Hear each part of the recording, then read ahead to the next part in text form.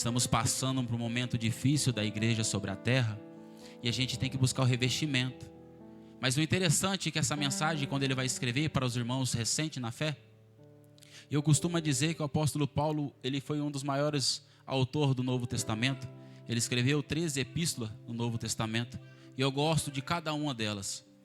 Mas o interessante é que quando ele vai escrever esta epístola ao Efésios, ele vai falar assim: revesti-vos das armaduras do Senhor.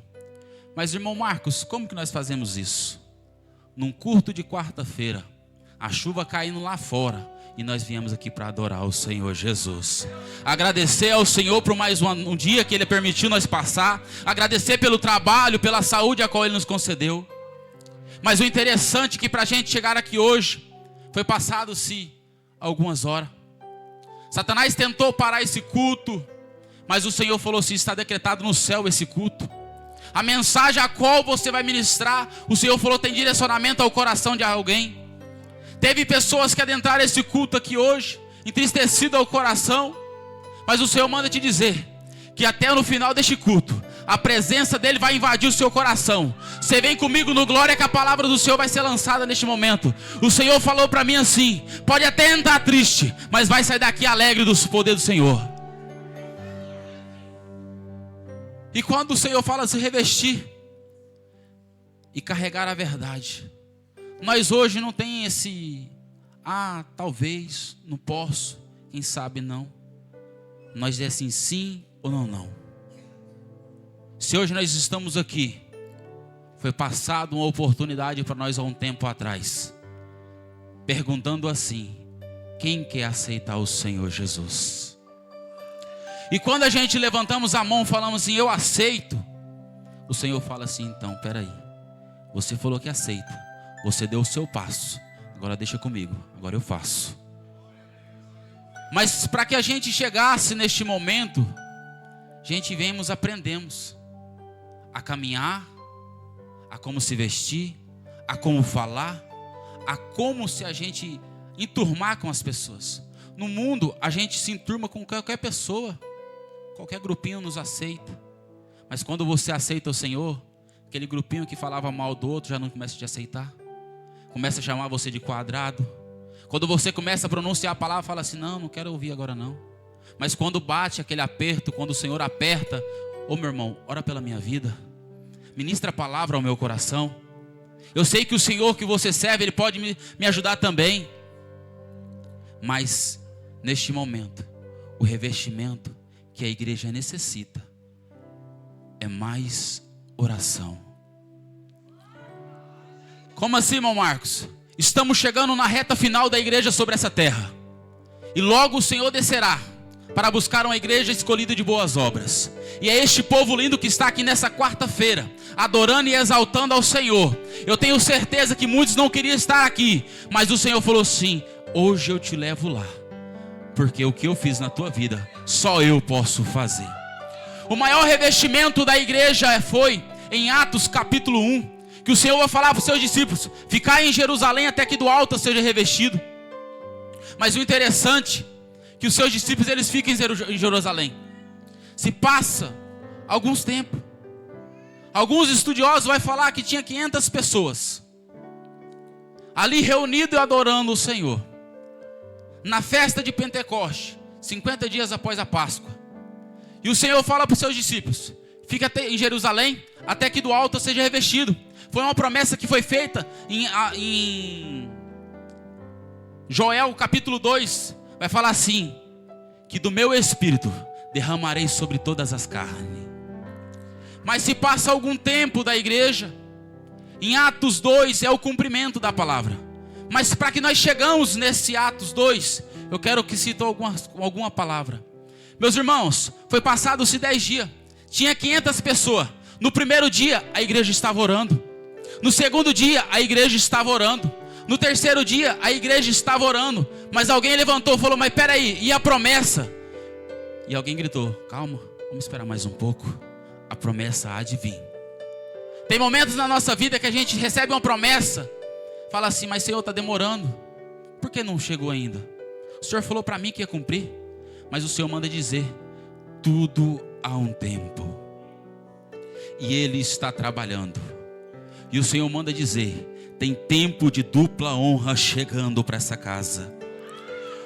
Projetos a qual estava esquecido, sonhos a qual tinha parado, o Senhor manda te dizer: os sonhos vão voltar. Projetos que estava parado vai voltar. Sabe por quê? Porque o Senhor desceu e falou para mim assim: hoje eu estou entrando com providência nesta casa. Se passa o 4º dia e nada da promessa, e a igreja está orando. Passa o 5º dia, nada da promessa, mas a igreja continua orando.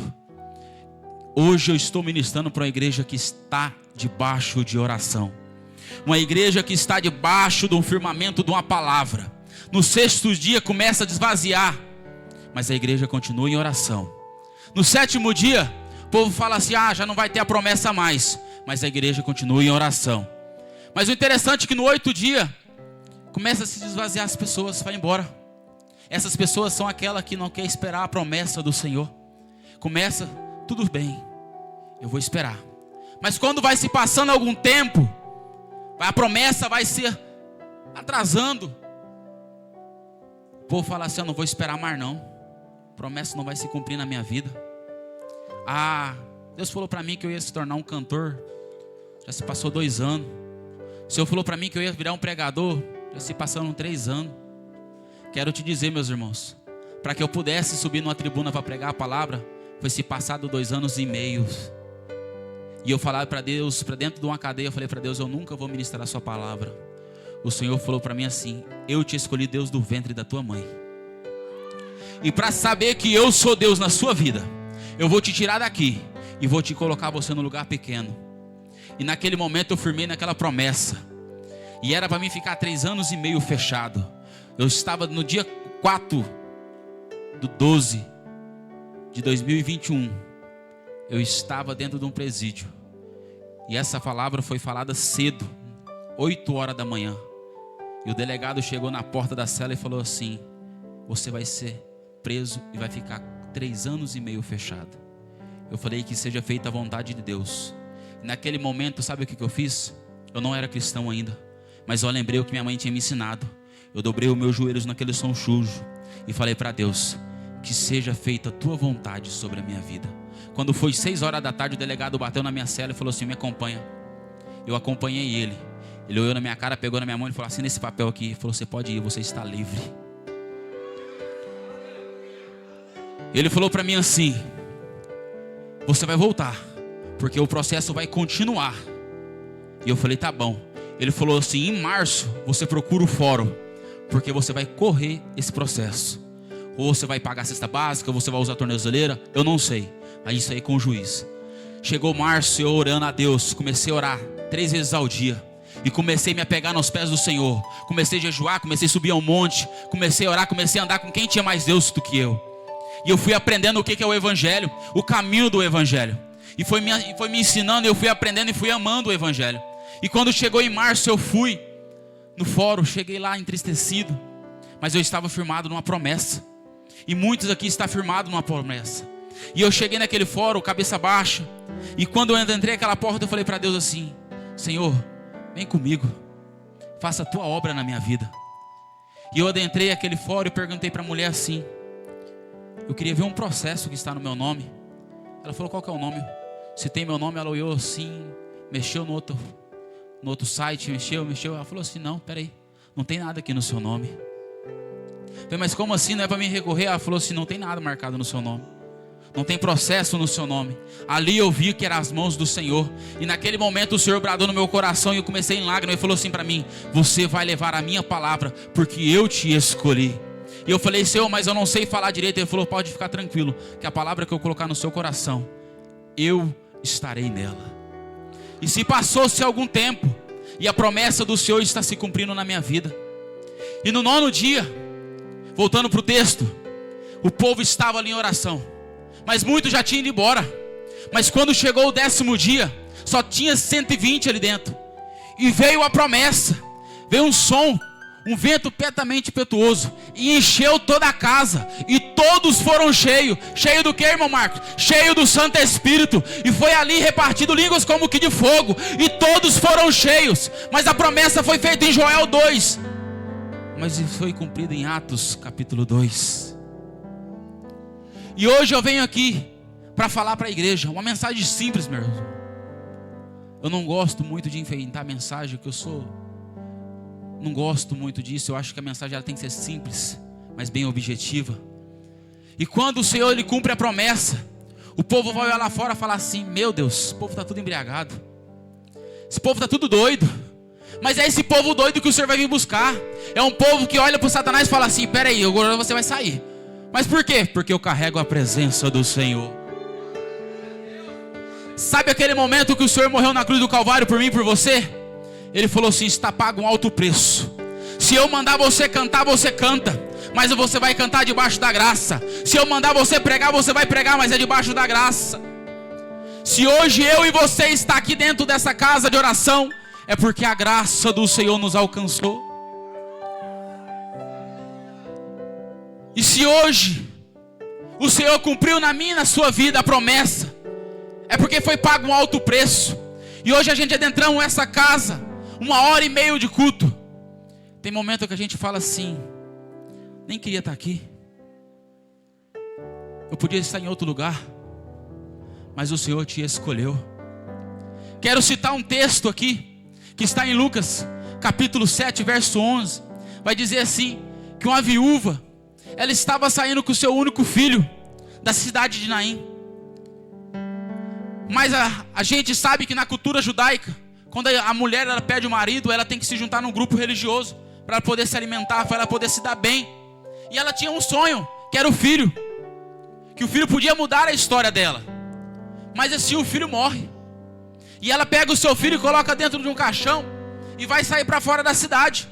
O interessante é que ela está saindo com o seu último sonho, mas o que ela encontra? O dono da vida.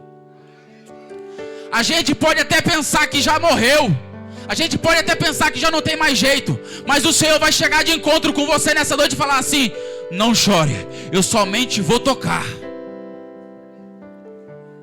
E o interessante é que ela estava indo com tristeza, mas o dono da vida, o dono da promessa, ele desceu e chegou diante dela e falou assim: não chore. E quando ele toca, aquela criança volta a viver. E eu vim aqui hoje, debaixo de autoridade do céu, para falar para você. Tem pessoas aqui que falaram para Deus assim: Pai, eu não consigo mais, eu já não tenho mais força. Mas sabe o que o Senhor falou no meu coração? Continua mais um pouco. Mas Senhor, está tendo lágrimas, está tendo dor, muitos já se afastaram de mim. O Senhor manda te dizer: se preciso for, Ele vai tirar. Mas não é para você se preocupar não, Ele está fazendo uma limpeza, porque só vai ficar perto de você quem tem o mesmo propósito que você. O Senhor só vai deixar perto do seu chamado aqueles que querem viver Ele com você. Como assim, irmão Marcos? O Senhor não vai deixar pessoas perto de você que está com você na frente e falar assim: nossa, eu acho você top, eu acho que você prega bem, eu acho que você canta bem. Mas quando você vira as costas, começa a falar mal de você, o Senhor não vai te deixar você perto disso. Mas irmão Marcos, tem pessoa da minha família. Sim, tem pessoas que da família da gente que vai sair de perto. Quando eu fui preso, a minha família falou para mim assim: eu sabia que você só ia dar nisso, você só sabe beber, você sabe caçar confusão. Era aí mesmo o seu lugar. E tinha uma mulher que ela estava de joelho dobrado, e ela falou assim: enquanto eu estiver de joelho dobrado, eu pagarei um preço. E minha mãe chegou em mim num certo dia, quando eu saí da cadeia, ela falou assim: meu filho, eu sempre orei pela tua vida, eu sempre paguei um alto preço pela tua vida. E eu falei: mãe, não precisa. Ela falou assim: precisa sim. Enquanto eu estiver de joelho, a promessa que o Senhor fez para mim, ela vai se cumprir. E eu vou falar algo para vocês, meus irmãos. Quando eu me converti ao Evangelho, a minha família, meus irmãos, nenhum era. Mas quando eu comecei a pregar a palavra dentro da minha casa, Porque o meu ministério começa dentro da minha casa. Não começa em cima de um púlpito, não começa com o microfone na mão. Ele começa dentro da minha casa. E quando eu comecei a pregar a palavra, eu nunca falei para os meus irmãos: vai na igreja hoje, você vai na igreja hoje. Não, eu só falava o que o Senhor tinha feito na minha vida. E quando passou-se um tempo, a minha irmã começou a ir, meu irmão começou a ir, a minha mãe começou a ir. Como assim, irmão Marcos? Foi através de uma palavra que eu lancei. Sabe o que eu aprendi? Que quando eu estava lá fora, eu falava do mundo lá fora. Mas quando o Senhor me resgatou, eu comecei a falar do céu. E sabe o que é mais interessante quando você fala do céu? Almas se aquebrantam. O Senhor olha dentro ao coração daqueles que necessitam. E eu aprendi uma coisa nesse mundo do Evangelho: você não é maior do que a mensagem é maior do que você. Você não prega bem, quem prega bem é o Espírito Santo. Você é somente um vaso. Só para você ter uma noção, o oleiro, para escolher um barro, ele tem que ir lá na lama. Mas quando ele chega lá, ele já não pega o barro de uma vez, não. Ele tira a lama. Quem sabe o que é isso? Para o Senhor te colocar você em cima do púlpito com o microfone na mão, primeiro ele tem que te limpar. Não é de qualquer forma que você vai chegar em cima do púlpito. Não é de qualquer forma que você vai pegar um microfone. Mas sabe o interessante? Que para você ser um vaso, você tem que ser escolhido no meio de 200 barros. Nem todos que é barro vai ser transformado em vaso. Como assim, irmão Marcos? Nem todos que prega bem, que canta bem, é o Senhor que chamou. Sabe o que eu aprendi? Em Ezequiel, capítulo 37, vai falar assim, que a mão do Senhor pega Ezequiel e leva a um vale. Sabe o que eu aprendi nessa mensagem? Em Mateus capítulo 4 vai falar que Satanás pega Jesus e leva no alto do monte. Nem sempre quem está em cima está pela mão do Senhor, mas sempre aquele que está embaixo está firmado na rocha que é Cristo. O que eu quero te dizer nesta noite: nem sempre aqueles que está lá em cima, que é a estrelinha, não está firmado nas mãos do Senhor. Mas aquele que está lá embaixo, aquele que você fala assim: isso não vai dar lugar nenhum, é esse que está firmado debaixo de oração. É esse que quando chega a madrugada, ele não quer ficar em rede social, ele quer dobrar o joelho e orar pelo pastor, ele quer orar pela igreja. Tem momentos que a gente está aí dentro da igreja e fala: Senhor, enche-me. Mas como o Senhor vai encher se você não tem mais espaço? Como assim, irmão Marcos? A gente passa o dia inteiro em rede social, olhando o Instagram, curtindo fotinha, mas não tem coragem de passar meia hora lendo a palavra do Senhor. Como você quer chegar no céu? Mas sabe o interessante? Hoje eu estou pregando para uma igreja que ora. É base de madrugada, está orando. É base de palavras, está jejuando. Sabe por quê? Porque é um povo que é escolhido para morar no céu de glória. E aquele Senhor a qual morreu há muito tempo, Ele vai voltar para buscar um povo escolhido de boas obras. Ele falou ao meu coração: eu estou chegando para muitos, mas nem todos querem me ouvir. Mas nesta noite, o Senhor manda te dizer: Ele vai bater. Ele vai bater. Queira você abrir o seu coração. E o Senhor manda dizer para esta igreja: já estou finalizando essa mensagem, meus irmãos.